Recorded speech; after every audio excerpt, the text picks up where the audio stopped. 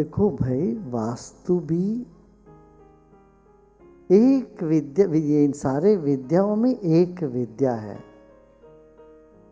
तो एक विद्या सीख के तुम ये तो नहीं समझते मैंने सारी विद्याएं सीख ली, ऐसे तो नहीं कह सकते हो। वास्तु जान करके ये तो नहीं कह सकते मैं आयुर्वेद भी जानता हूँ जी, जड़ी बूटी दे दूंगा। लेकिन वो भी आयुर्वेद भी तो वैदिक ज्ञान ही तो है, हमने वैदिक ज्ञान पढ़ लिया जी, वास्तु पढ़ लिया।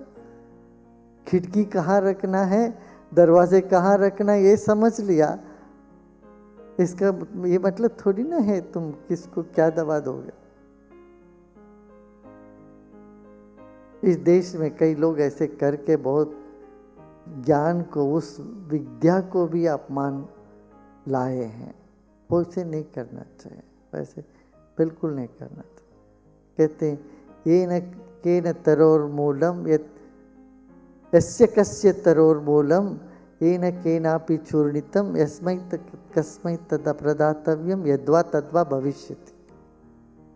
समझते हुए ये हास्य की आयुर्वेद के लोग इसको कहते हैं, कोई भी पत्ते जड़ी बूटी ला करके किसी भी ढंग से उसको पीस करके किसी को भी दे दिया, पिला दिया, कुछ तो हो जाएगा। क्या हो जाता है ये नहीं। यस्य कस्य तरोर मूलम, किसी भी पेड़ के पत्ते और जड़ को लेके आ गए, ये न केनापि चूर्णितम, जैसे कैसे भी उसको पुड़िया बना दी। यस्मै कस्मै प्रदातव्यम, जिसको भी किसी को भी कुछ भी दे दिया और कुछ न कुछ तो हो गया। बहुत कुछ होगा। इस तरह से करना नहीं, ये तो 2 नंबरी की वैद्य होते हैं ऐसे। पहले यहाँ LMP डॉक्टर्स होते थे, लाइसेंस्ड मेडिकल प्रैक्टिशनर, एलोपैथी के। तो एक तरह के सिस्टमैटिकली आयुर्वेद के ज्ञान से लोगों को हटाता गया है पहले हमारे देश में। तो ये LMP, ये कंपाउंडर हुआ करते थे, ये घरों में बॉटल रखते थे, क्या एक पीला, एक रोज कलर का, एक लाल, एकदम एक हरा, एक नीला, अलग अलग रंग रंगीनी सॉल्यूशंस। जैसे कोई क्लाइंट आए ये मिलाना शुरू कर देते थे, उन्हीं 4-5 बॉटलों से मिला दिया और वही दवा दे दिया। तुम्हें क्या पेट का दर्द है, चलो ये ले लो। बीमार क्या है, सिर दर्द है, वही। बुखार है, वही चीज। कुछ भी हो, आदमी की डायग्नोसिस, उसके जांच करने से पहले दवा पहले मिला के रख देते थे। लोगों में विश्वास था, कभी ठीक भी हो जाते थे लोग, ऐसे लोगों से दवा लेके ठीक भी हो जाते थे। मन का बहुत बड़ा प्रभाव होता है। इसलिए